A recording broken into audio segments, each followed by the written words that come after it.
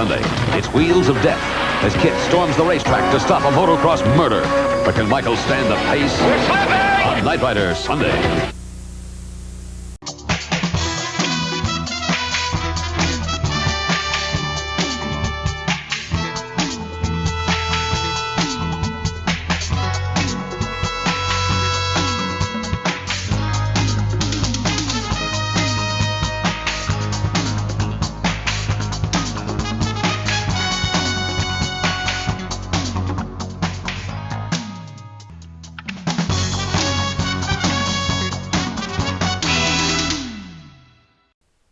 Production 57837, Speed Demons. This episode was written by Tom Green, Janice Hendler, and Stephen B. Katz, and it was directed by Bruce Seth Green. It originally aired on Sunday night, February 12, 1984 on NBC at 8 p.m.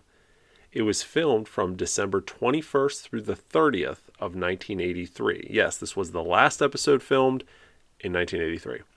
It was the 37th episode to air, but the 38th to be produced. And you may notice in the last couple of episode commentaries, we've been, one behind the airing versus the production. And that's because of Big Iron, right? Big Iron was filmed early in the second season, but they held it off all the way to the very end of season 2 to use it as the season finale. So that's why we're kind of one behind here. All right, the synopsis reads as follows. On the 1-year anniversary of a motocross rider's suspicious death, Michael and KITT join the race to uncover the killer. All right, so let's go ahead and dig in. So the first thing I want to mention about this episode, we talked to Tom Green a number of years ago, and we talked to him specifically about Speed Demons, among other episodes. And he revealed that Speed Demons was originally intended to be the first Knight Rider spinoff. Now, we all know that Mouth of the Snake, an episode coming up here in a few weeks, was the actual birth of the first Knight Rider spinoff called Code of Vengeance. But we'll get into that later. But Speed Demons was originally supposed to be the first Knight Rider spinoff. So Richard Lindheim, a TV executive at Universal at the time, wanted to do a spinoff, and Tom Green was approached about that idea. He said, by he meaning Richard Lindheim, said that Knight Rider was becoming such an international show and Universal really wanted to cash in on it. So Tom Green decided to pitch the idea of Ironside meets Knight Rider, and it would be about a guy in a wheelchair and his brother who fight crime on motorcycles. So the pilot would have found the character of Devin Miles approaching these kids to join the Foundation for Law and Government to go places and do certain things that Michael and KITT could not do. And the motorcycles would have been as advanced as KITT and on par with what they did with Street Hawk a year later. Obviously, Street Hawk couldn't talk and wasn't artificially intelligent. But and the title of this new spin-off series was going to be called The Speed Demons.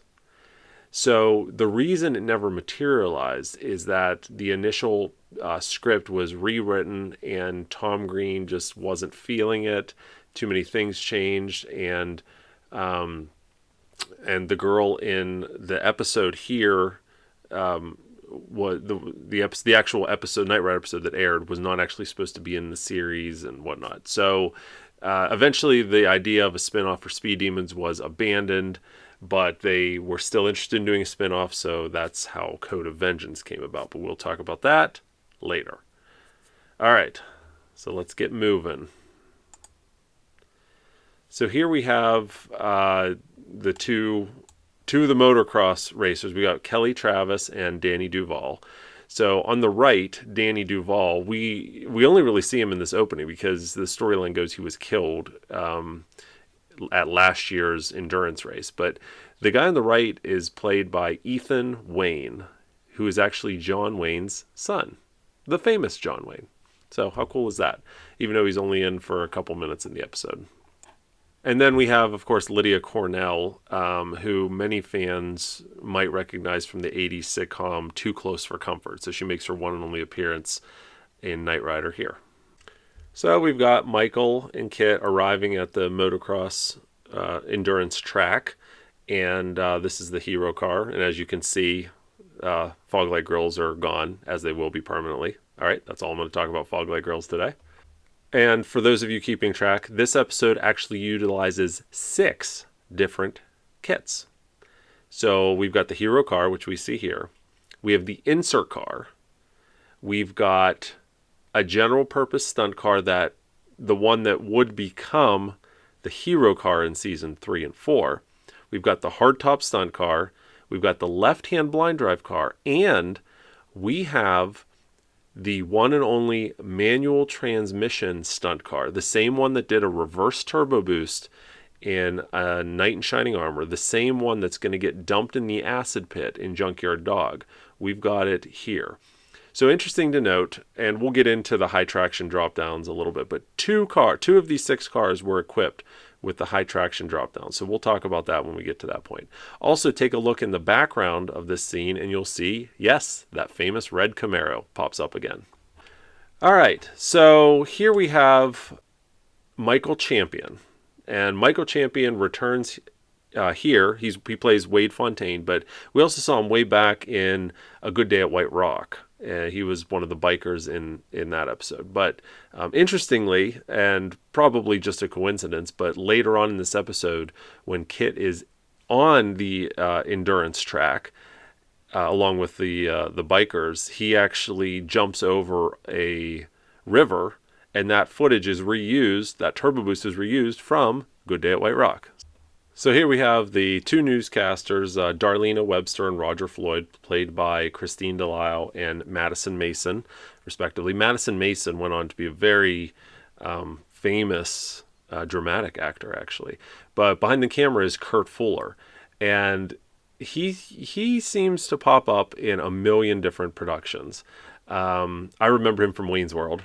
I remember Madison also was in a few episodes of MacGyver, and I remember when I was a kid recognizing that they were in both those. I think he played a Foundation boss who kicked Pete out of the Phoenix Foundation or forced him into early retirement, something like that. Anyways, continuing on. All right, so this is just, I'm not sure why I'm pointing this out, but this is Lee Carstairs in his motorhome, and I always liked the product placement that they had here going on for Lee's endorsements or whatever. So clearly this is a legit ice cream. This was a mass-produced ice cream brand, and all they did is put a fancy sticker over the brand and write Lee Carstairs on it. You can even see the edges right here of the sticker. So my real question is this: who of you ice cream connoisseurs from the 1980s recognize what brand this actually is? I guarantee you this is an actual brand of ice cream, deluxe ice cream. If you know, put it in the comments below, just for fun. Why not? And then we move forward, and here's obviously Lee Carstairs, but same deal. Here's that milk, and they just put a sticker, right? A Lee Carstairs milk sticker. All right, so moving forward, we've got Sabrina Travis driving the box van here coming in. Did you know that this is the same box van used in Soul Survivor for the Rodent Raiders van, the one that Randy Merritt and Adrian Margot had their mobile computer headquarters in? And the reason you can tell that is obviously it's the same make and model, but take a look at the bumper. See all these defects in the bumper? Now take a look at the screenshot from Soul Survivor, and you can see the same defects. Now, Soul Survivor does have some numbers written on the bumper, but I think those were painted over. But the defects in this bumper make this 100% match. This is the Rodent Raiders van from Soul Survivor. And here's one more defect. See this right here in this corner, this paint chip? You can match it up in Soul Survivor as well. Okay, moving on. So then we have Kelly Travis doing a wheelie. In reality, clearly Jack Gill. This is one of his specialties. I think he was doing this since he was a kid. All right, so now we have Michael pulling up to Kelly Travis's warehouse where he's working on on his bike. So a couple things I wanted to point out about this filming location. So this might not look like it has been used in other Knight Rider episodes, but it has. So first, let's look at it today. So here's what it looks like today. We're out in Valencia, California, Castaic Canyon Road. I'm probably pronouncing that wrong. But KITT pulls up here, and then there's the back entrance, and the van was parked here. But take a look at this. Let's just drive forward a little bit. And let's go around this corner. And then let's turn around. Here's that same building from the front. Does that look familiar? It should, right? This is Cali Family Garage and Trucking from Night Moves. This is also the diner from The Wrong Crowd when Michael this is the Mom and Pop's diner where Michael is searching for the semi, which, by the way, the semi was hidden over here in a warehouse that no longer exists. This was also used in Hills of Fire. There's a scene where Michael is searching for Daryl, and he comes through here, and where Daryl makes his phone call. All this happened right here in this episode. So right here in this location. And it's also, there used to be gas pumps out here, and this is the location. I think they were fake gas pumps, but this is where Michael stopped and met Nicholas Arquette. He was filling up his Mercedes, and he drove off without paying. That all happened right here. Here we have maybe one of the best examples of Sessoms and Slagle's miniature work, because at first glance, this actually looks pretty real, right? I mean, whenever you stop it and you freeze frame, you can see it's fake. But I'll tell you what, they did a really good job here with this model. And then we move forward and we see KITT turbo boosting over. And if you look in the background here, we have the green with white and black striped van that we just saw in Race for Life, in the scene where KITT turbo boosts, where they box him in and KITT turbo boosts over the van. There's the van right there. All right, so Michael has found Kelly Travis, and they're driving back in KITT. This is the insert car, the one we own. You can tell that by the chrome coat hook, which we've gone over. And also, take note of this. In this car, they actually screwed in the sail panels here. This is not a factory screw. They screwed these in to hold them to the car, and those screws are still there today. Now, I should point out, they're not the same screws, right? Because when we got the car, it had been refinished both on the outside and the inside, and this detail was left out. But we removed this panel, and guess what we found right here? Yeah, a hole, a screw hole, right? So another reason we knew this was the same car. So what did we do when we put it back? We put a screw in right there, and it stays there today. So we've restored this back to the season 2 rear speaker cover configuration. All right, and then we move forward, and we've got KITT doing a little towing. This is the hardtop stunt car, and I'm just pointing this out because I wanted to show you the bracketry that they added to the car just for this one scene. And it's something that most people wouldn't stop and notice, but we did. So you can tell that they literally just bent flat aluminum or steel bar and curved it to the car the whole way down here, welded in some bracketry here and a cradle for the front wheel, and popped it in, and that was it. Remember, it only had to travel a few feet for this scene, so it didn't have to be durable by any sense of the word. All right, so moving ahead, we are now back at another familiar Knight Rider location. This is the Beverly Garland, and they filmed here a number of episodes. Forget Me Not, Hearts of Stone. They did some minor scenes from Lost Night here. So once again, we're back at the Beverly Garland. Same location as the 2012 Knight Rider reunion, as a matter of fact, which was a nice kind of tie-in together. All right, then we move forward, and we've got in the background here Charlene Hanover's car from Chariot of Gold. Man, these cars just pop up. And look, there's that yellow Volkswagen Rabbit, I bet, right there. So, and who knows, maybe that's a red Camaro. I don't know. But, yeah, these cars just kind of keep popping up. So now we have Michael helping Kelly Travis out of the conference room after he did his little stunt there during the party. And wanted to point this out. So you remember what I said, the filming dates of this episode, December 21st through the 30th? Well, take a look at this. Look at this sign right here. December 22nd, 1983, Beverly Garland Conference Center. And then it lists the different conference rooms. Have a nice day. So I'd say that's probably a pretty good indication that this exact scene was filmed December 22nd, 1983, making it the second filming day of this episode. So pretty neat. Usually they cover that stuff up. All right. So Michael pulls up back at Kelly Travis's warehouse, gets out, And this has to be my absolute favorite Easter egg of the entire series. Watch as Michael closes the door. Very gently, by the way. He doesn't slam the door. And the reason he does that is because there's someone behind the seat, putting their hand out, getting ready to grab the door. So that tells me, obviously, this door latch wasn't functioning. So if Hasselhoff would have slammed the door, it would have just bounced back and ruined the shot. So instead, he gingerly closes the door, and we've got this guy reaching out with his hand to pull it closed. It almost looks like he's wearing tan, too, to try and match in with the seat. So I don't know what they were thinking, but clearly a pretty cool mistake and Easter egg. And we've got another Sessoms miniature model, and this one of KITT instead of the semi-truck. And I point this out because there's only a few times you get a really good look at the front of these model kits in any detail. And this is, and I think we mentioned this way back, maybe in Return to Cadiz when we were talking about that, but this is the first body of KITT for these models. So shortly after the second season, they redesigned the bodies of the KITT cars to make them look more like a Trans Am. So you can see here, this front is just kind of sloped down. There's really no headlights, and the nose curves down too much. They redesigned this in season 3, and all of the surviving model cars today have the new design.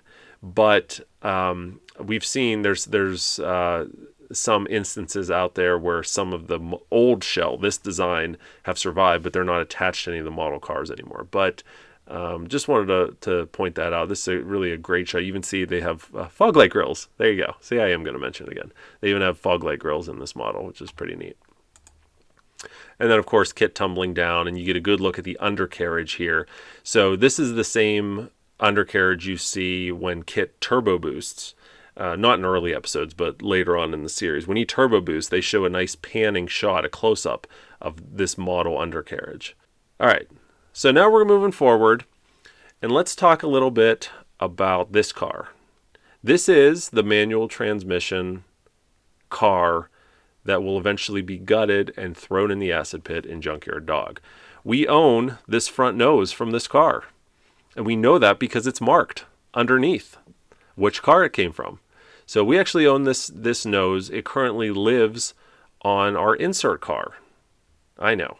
When the show ended, you have to remember all these cars had parts swapped back and forth many times from one car to another. So our screen used insert car has the nose from this manual transmission stunt car on it today. And then we pull forward and we get a great shot here of the side of that same manual transmission stunt car. And we can see, they haven't activated it yet, but we can see this is one of two cars that had the high traction drop downs installed. Now the high traction drop downs are actually hydraulic rams that were permanently installed in the car, one ram above each one of the wheels. And there was a pump, a hydraulic pump in the trunk. So when activated, those rams, not all at the same time, the back goes first and then the front, but those rams extend and they push on the suspension. And that force of the suspension is what actually lifts the body of the car. And how do we know that, right? Because we know this car did not survive. It was gutted for Junkyard Dog. It later became the transforming Super Pursuit car, and we know that car was destroyed. So how do we know how the high traction drop downs worked? Easy. The other high traction drop down car is the one we own, the insert car.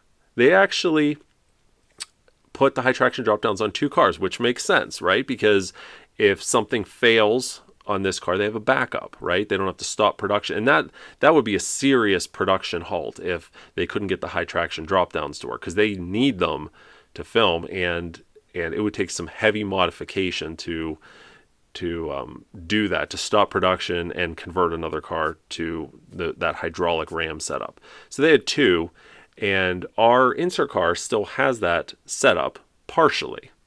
So the rear rams, the ones in the back, were removed. The holes are still cut in the floor where those went. The front rams are still in place today, but all the hose and the hydraulic pump are gone.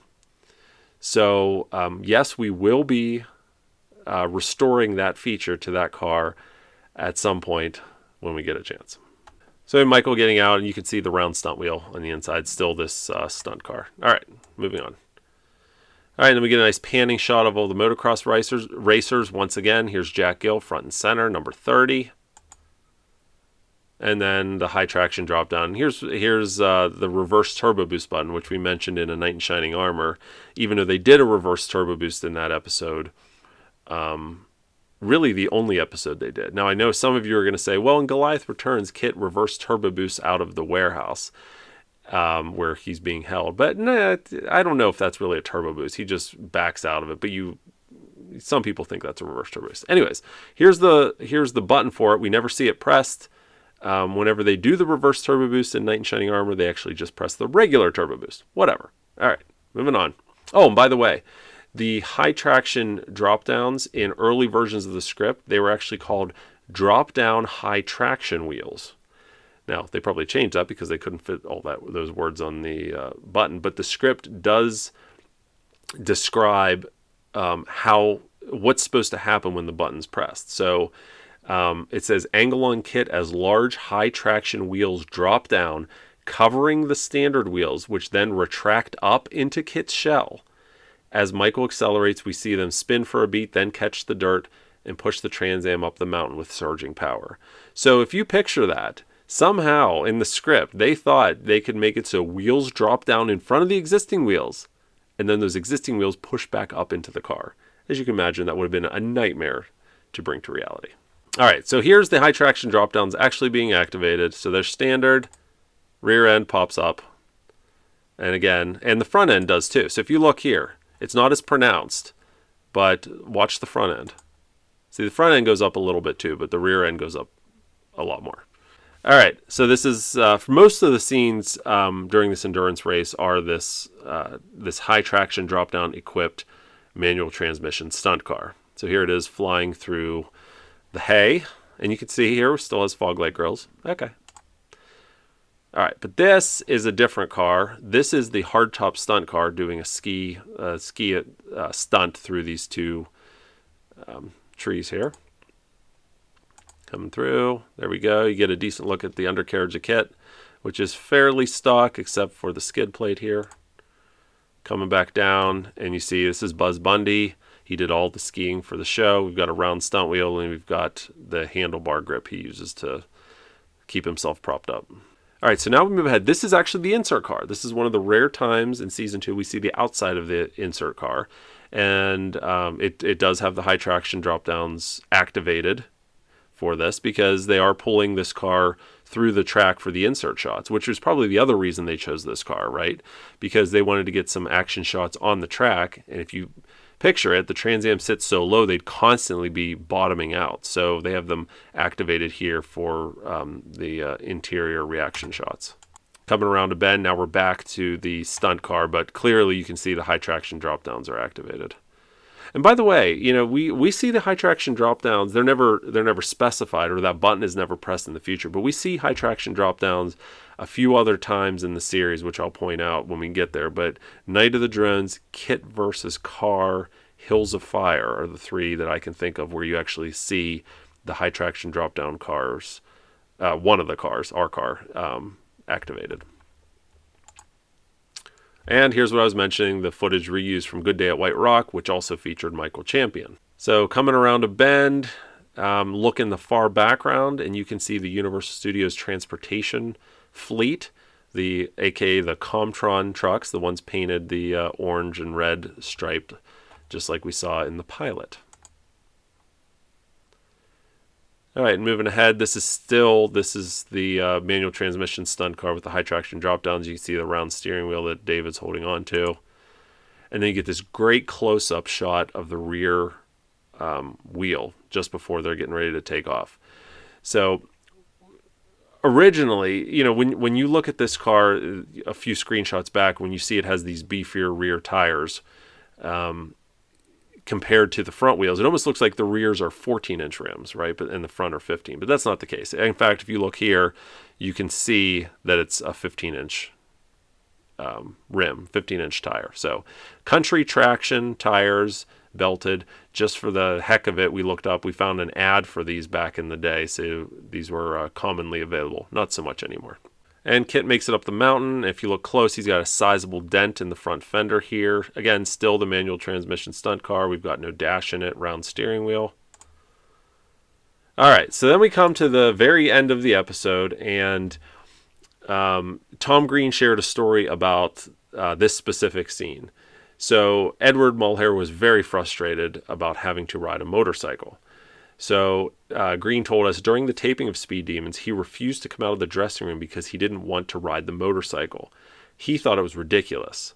So I, meaning Tom Green, went to his dressing room and told him that he was a better actor and he should be doing theater instead of this stupid series. I even offered to let NBC know that he wanted to leave the series. Of course, Edward said, whoa, wait a minute, and ended up coming out and doing the scene. But it was one of the few times Tom says that he recalls where Edward just would not do a scene. And remember, Jack Gill did most of the stunt driving anyways, but it was Edward during the close-ups. And this is the only scene where Edward's actually driving the motorcycle. A little bit later, it's attached to a platform, which we'll show you here in a minute. And we've got another callback to a previous episode. This is the same helmet that Michael wore during the stunt show in Slam and Sammy's Stunt Show Spectacular. Even has his MK initials on it.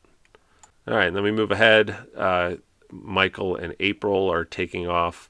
And just wanted to point this out. The swirl marks in KITT's paint back here on the bumper. But again, we weren't supposed to see this in HD. Here's what I was saying. So this was all filmed on a platform. So Edward Mulhare isn't actually driving riding the motorcycle. It's hooked to a platform, so he's just acting. Love this, and then covers his eyes. Very cool.